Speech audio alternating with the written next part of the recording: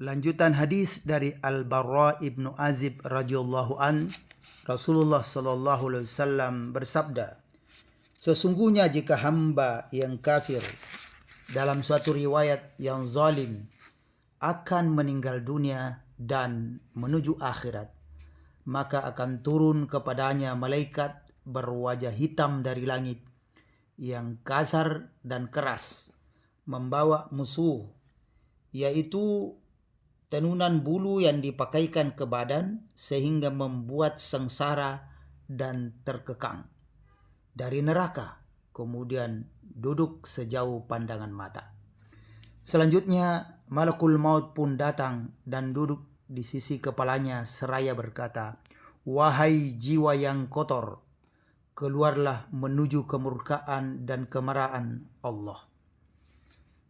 Kemudian Rasulullah melanjutkan, jiwa itu bercerai-berai di dalam jasadnya. Malakul maut pun mencabut rohnya seperti tusuk daging yang banyak cabangnya, yang dicabut dari wol yang basah, sehingga membuat urat-urat dan saraf-sarafnya ikut terputus. Sesudah itu dilaknati oleh malaikat yang ada di langit dan di bumi, dan semua malaikat-malaikat yang lainnya. Pintu-pintu langit ditutup, dan tidaklah ada satu malaikat pun penjaga langit, melainkan berdoa kepada Allah agar rohnya tidak diangkat oleh mereka. Ketika malakul maut telah mengambil rohnya, mereka, para malaikat lainnya, tidak membiarkannya berada di tangannya walaupun sekejap mata, sehingga mereka meletakkannya pada kain kapan tersebut. Setelah itu keluarlah dari roh tersebut bau bangkai terbusuk yang pernah dijumpai di atas permukaan bumi.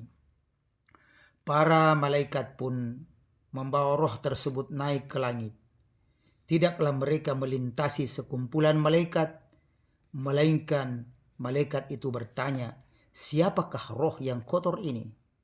Malaikat lain menjawab, "Fulan bin Fulan," dengan menyebut namanya yang paling buruk yang dahulu pernah mereka berikan ketika dia berada di dunia. Setelah sampai ke langit dunia, para malaikat meminta agar pintu dibukakan untuknya, namun pintu itu tidak dibukakan untuknya. Kemudian Rasulullah SAW membaca surah Al-A'raf ayat 40, di mana Allah Subhanahu wa ta'ala berfirman, "La tufattahu lahum abawabus sama wa la yadkhuluna al-jannah hatta yalijal jamalu fi sammil khiyat." Sekali-kali tidak akan dibukakan bagi mereka pintu-pintu langit, dan tidak pula mereka masuk ke dalam surga sampai unta masuk ke lubang jarum. Nauzubillah, summa nauzubillah.